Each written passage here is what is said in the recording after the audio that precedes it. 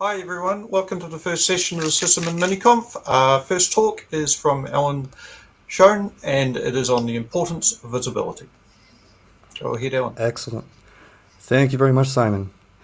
So, hi everyone. Today, I want to talk a bit about visibility, and it's really a very simple concept for me. It's a very basic thing, and uh, like the sort of first steps that you take for anything sysadmin related, really. And so, I've got three particular things that I'm going to cover. First off, the basics, which is really just the basics. Those first bits and pieces are a bit about what I'm actually trying to talk about, not necessarily what you might expect, and a bit about why. The second will be a particular situation, a bit of a story to go along with this, something that has a bit of background and hopefully either some lessons or takeaways for everyone that's watching. And the third are incidents, which really is another situation, but a little bit different and hopefully a bit more color on the actual topic of visibility in general. So to start, we have visibility. What is it? Depending on who you talk to or what you're thinking about, it's a buzzword, really. There's a lot of different interpretations of the one word, and it doesn't necessarily mean what either I'm trying to talk about or what you might think it means. So it's not necessarily what you might see talked about in an open source or a public space from companies and tooling options. What it should be, though, is the bare minimum. It's that first step, that just knowing that something is there or knowing something is happening. Depending on the systems that you use as well, it's often already available. You might see the AWS console, for instance, or other cloud providers. You can see every service that's up and running, and so that's visibility in a very basic sense. So for what I'm trying to talk about is just that bare definition, the fact, state, or degree of being visible. And this was purely from the dictionary, and it really highlights just what visibility is, at least to me, and the way that I think about it distinctly from other terms and other concepts, which then means that it's not observability, it's not the monitoring side of things, nor the tooling side of things. Depending on exactly what you're thinking about or what you're talking about or trying to do, it might encompass some of these things, but visibility in a strict sense is not these things. Like, again, things like the AWS console, that's a tool of some sort, which gives that visibility, but it doesn't mean that the tool is visibility. And really, it comes back to visibility being just the ability to know that something is there and that it's theoretically doing what it should be doing at a very bare minimum level. And so with that, we have our situation. And I picked this picture here because visibility is like an onion, and in that same sense, visibility is a bit like an ogre. There's a lot of layers, and once you get beyond those first steps and start digging in deeper, that's where you get into those other terms, the observability, the monitoring, and all the rest of it, and then you get into a lot more complexity. But really, being the first step, visibility just gives those very base insights and understandings that something is available and is doing, at least at face value, what it's supposed to be doing. And so for this situation, we had a problem. we were already lacking certain observances and visible aspects to some of our systems. And what was available for us to readily implement was incredibly expensive. And even though we could have just implemented it, it would have been something that would have turned a lot of heads and probably gotten quite a few people into a lot of hot water if it had have been enabled straight away. But what we did have is a set of scenarios that we knew we needed to be able to make visible. So we knew certain things were potentially going to happen if they weren't already happening, and we just needed to make them visible. And it was really that thing of, we know that these are possible, but we don't know that they're not happening. And that was our visibility dilemma of the time. And so we had a solution. We can build our own tool, which is always the best idea, but also not, please don't.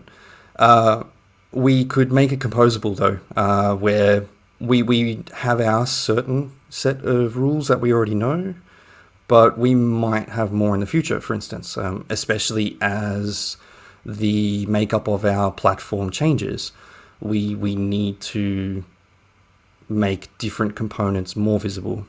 And by making this particular tool composable, we can split it up and I guess try a different paradigm for how we run tooling. So this particular situation uses a series of Lambda functions that interact with different components to retrieve data, massage it, and then look for certain things at different points in time based on the different rules from each of the different functions.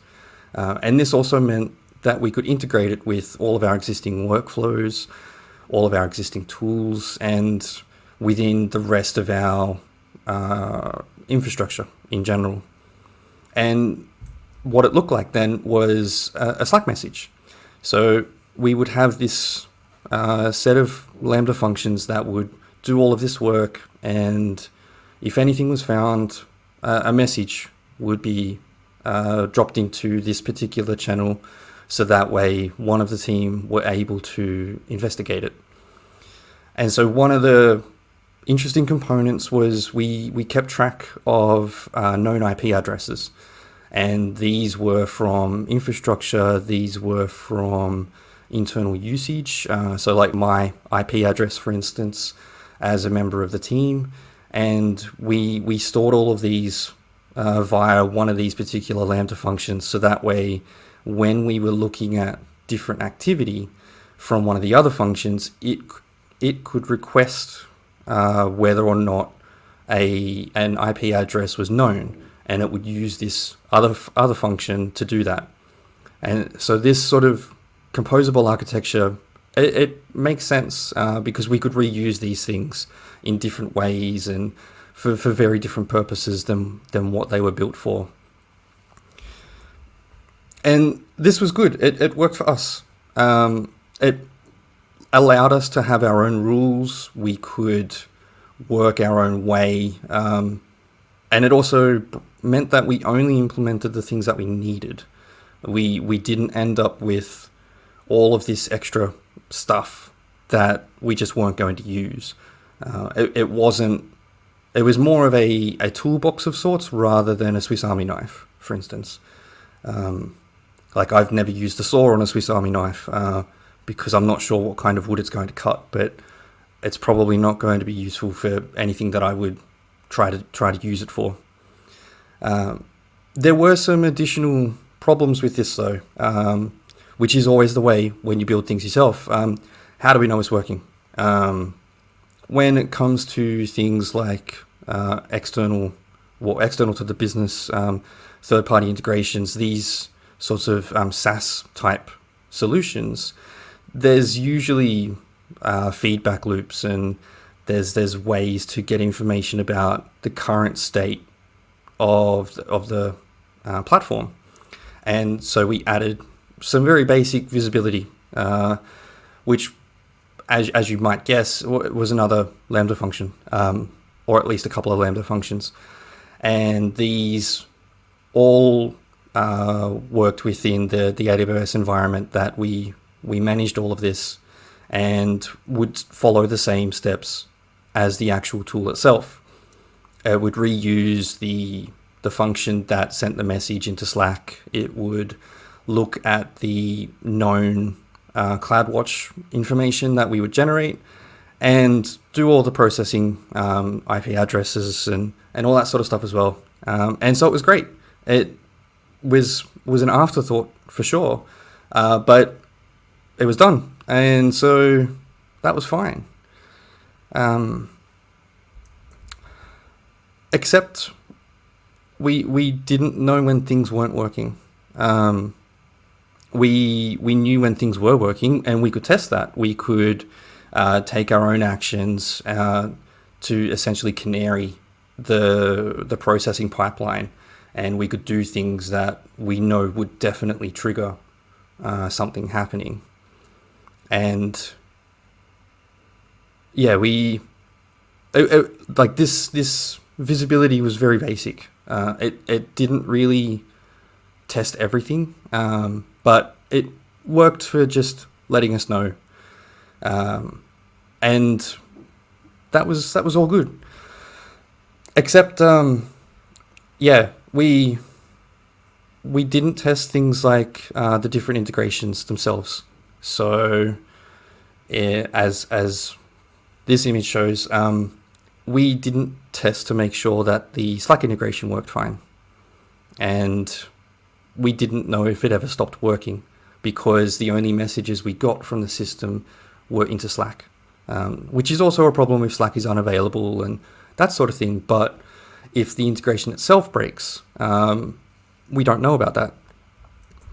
And so one day, one of the team members noticed this, like, hey, why haven't we had anything for a while? Like, surely nothing is running so good that there are no problems. That's usually a good sign that something is not actually working. And that was a problem, because you don't really think about it unless there's an alert. When you look in a channel, or when you're used to having notifications about things, the absence of a notification doesn't really trigger anything. You don't really think about it until this sort of time, where I think it had been about a month and a half since we had actually seen anything come from this. And so we did what we did before. We ran through one of our canary tests, and sure enough, nothing happened. And so that was the problem. So we started digging in. We started looking around. We went back through how everything was set up in the first place. And we looked at all the functions. We looked at the code for the functions. We looked at the infrastructure. And everything was there. The config hadn't drifted. We managed everything with Terraform, and all of the code was in Git along with that Terraform. There hadn't been changes for months. Everything looked fine. We could see that the functions were running. We could validate that they executed without errors, and it looked weird. And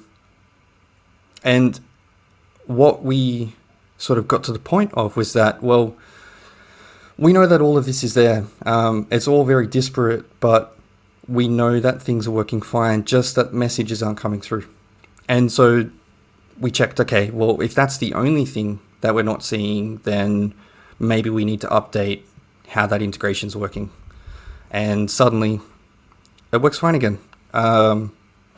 We had to do all this digging, but we just didn't know what we didn't know. And a lot of this was built in isolation, away from the rest of the team. So we had to dig. We didn't have any way to just know where certain things are or be able to see how things are progressing. And updating the details was all we needed to do. And then we were back on track. So the problem was that the Slack integration, which was just a webhook to send the message, it had been disabled, which is a wonderful feature. It may have changed actually, but it was a wonderful feature from Slack that whenever a user adds an integration or sets up an application or anything like this, it's owned by that user themselves. And that also means if that user is disabled or removed or otherwise unavailable to manage the integration anymore, then that integration is disabled. And so this webhook had become unavailable to be used. And that meant that no messages were ever sent. But yeah, once we created a new one and we used a headless user to do so that way there was a much lower risk of it being removed in the future, we could update the function and it would work fine again. And then retesting, and it's all good. I think this is another good thing to think about as well when it comes to how these sorts of things fit, how they fit together. And I'm sure that if that original broken webhook had been attempted to be used, there would have been an error message of some sort. And that would have been a good thing to return from that Lambda function.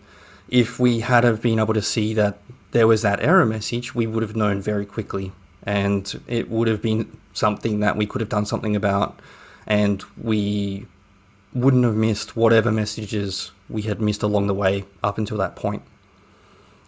But after a period of a couple of days, we were all back on track again.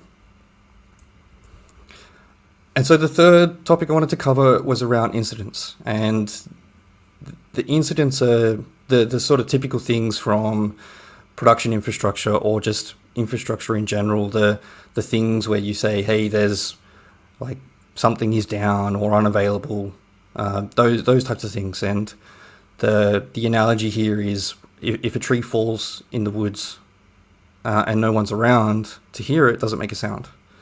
And that's where incidents come in for us. So a couple of years ago, all sort of interruptions and incidents were very chaotic. They were all over the place. They were confusing, and they typically happened in private channels. They were typically between the same couple of people, and often afterwards there weren't clear actions to come out from handling that incident. So the sorts of things like when there's a problem and we know that there is a fundamental issue, whether it's design or architecture or even just bugs in code, there was not always a very clear outcome to say, okay, we need to improve or shift these things so that way we can prevent this in the future. And it was because of those things that we decided, okay, we needed to do something about this. We needed to make it visible. And so we created our own incident management framework. And when I say created our own, I don't mean we took a blank slate and started from scratch. We borrowed a lot from a lot of the common publicly known frameworks, such as the one from Etsy and what a lot of places like, I think, Dropbox and Netflix and some of the other big software companies, their frameworks that they've published and talked about. The intention here was to streamline handling those interruptions, but also distribute the workload, so make sure that it's not always just those same handful of people. Make it more visible as well, for two reasons, I guess. One was to sort of show just how much of an impact it makes to the team when there are these sorts of interruptions where groups of people have to drop whatever work they're doing to look at a critical problem, because if they don't, then there's going to be customer problems or that sort of thing.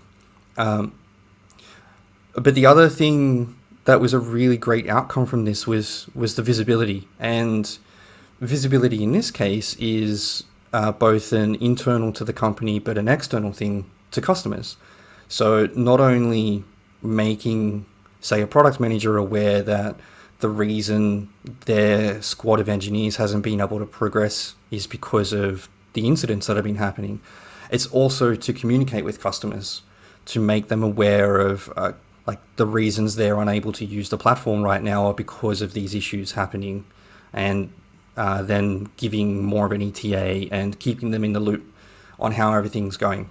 And that visibility was really one of the biggest impactful changes to come from the incident management framework.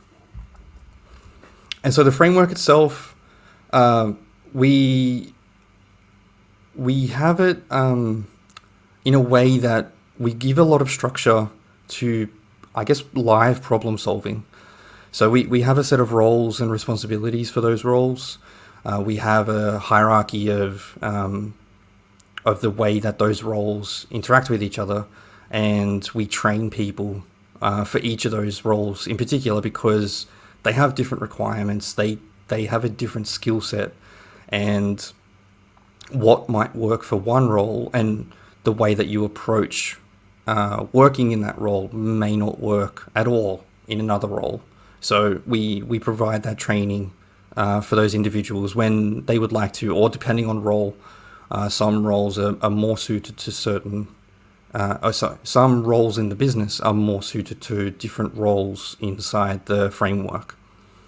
And that structure is really important because it means when there's like a critical issue where the entire platform is unavailable, we don't have a series of executives or managers or a group of people worrying that the world is on fire. We have a structure that gives people a grounding to keep them calmer and actually focus on solving the problem without worrying as much. And it's a great way to facilitate the communication. It's the back and forth, the making sure that people are aware, making sure that stakeholders know that this problem, we know about it and we're actively working on it. And they can get updates through that process. And same for customers. Like for our incident management, we publish to status page, and people can subscribe to email or RSS updates, that sort of stuff. And the framework also means that we involve the right people. So because we have those roles, we have people who are trained in those roles. We can have very particular, say, PagerDuty groups that we can page people for those roles in particular. And we also capture actions as a part of the process and as a part of the retrospective afterwards. We look at what the problems were that caused the incident, and then we bring those into our development workflows, and we make sure that we resolve those long term so that way we don't have those incidents again in the future. And so the visibility aspect of this was all from the actual implementation. When we first started the incident management framework, it was mayhem, and there was just a lot of confusion. For about 3 weeks, mostly in the systems team, or actually in a lot of the engineering teams, there was not really a lot of planned work getting done. And that was because we would get an incident called, we would all jump in as we needed to, and as we resolved it, there would be another incident called for something completely different. And when you factor in that and writing the documentation afterwards and then meeting to discuss how it went, and then continuing to train everybody, it was very taxing in the beginning. And it also gave quite a bit of a hit to the confidence across the leadership group, because it was just, hey, what's going on? There's all these incidents. It looks really, really bad. And that was purely because it's visible now. Originally, these things were happening anyway. It's just that nobody knew about it. And so once we knew about it, but we actually had a plan to do something about it, we could handle those things. And then we get better. We continually improve.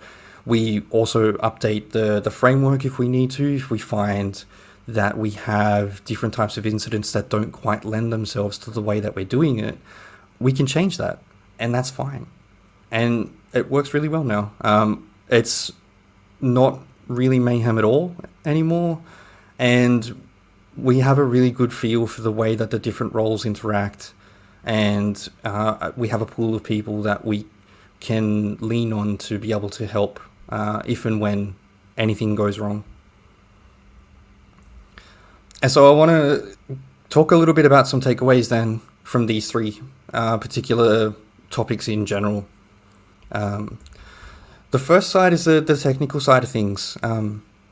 The key point of visibility is just that it's being visible, and it should be very basic. It shouldn't be complex. There shouldn't be any rules engine or anything like that. It's just the bare minimum, making sure that something is running, like having a health check on a service, whatever it is, wherever it's running, it doesn't really matter, but having a service be able to alert when it's not able to do what it's supposed to do. And you can see like a dashboard, for instance, to say like the service is healthy, it's working fine. The next thing is to think about the way that things can fail.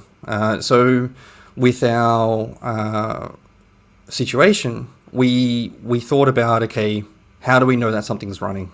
And we added some basic visibility for that. And that was fine. But what we didn't consider was what things could go wrong. And that was where we missed that aspect of the actual message that gets sent to let us know that something is wrong. We didn't know when that broke. So being able to send the message was sort of the most fundamental part of all of it. If the message can't be sent, then the whole rest of the pipeline doesn't matter because we will never get any output from it. So thinking about that is something that's really good at informing how the rest of the visibility and beyond journey goes. It's also good to have redundancy in the visibility side of things. So adding the observability and the metrics means that you not only say get the health check for the visibility, but then you can say, okay, the service is reporting that it's working fine, but now let's check the business logic to make sure that it's still, when it takes an action, it's actually doing the action we expect it to do. And cost isn't always about money. So while the tool that we didn't use was prohibitively expensive, that doesn't mean that building our own was necessarily a good idea.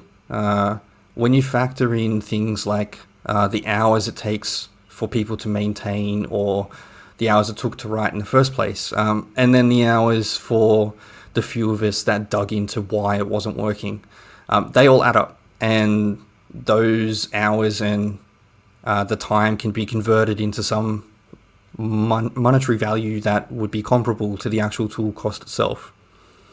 And the final technical point is that sometimes standards can be good. We have ways of running services and processes across the platform, and they weren't used for this, which meant that the team that already had a good understanding of how things function were left a bit in the dark, really. And generally for visibility, it might be horrifying to make something visible. And sometimes that's exactly what you need. So with the incidents, making them visible was really important, but it meant that we could actually do something about it. And with the data that you get from these types of things, you can make improvements, things can get better. And it's good to understand who the target audience is. And you can use that visibility then to build trust and get better. Cool. So that was visibility. I'm Al. Thank you. Okay, thank you very much, Alan. We don't have any questions, but there's a few people sharing war stories in the chat. All right, thanks. Thank you.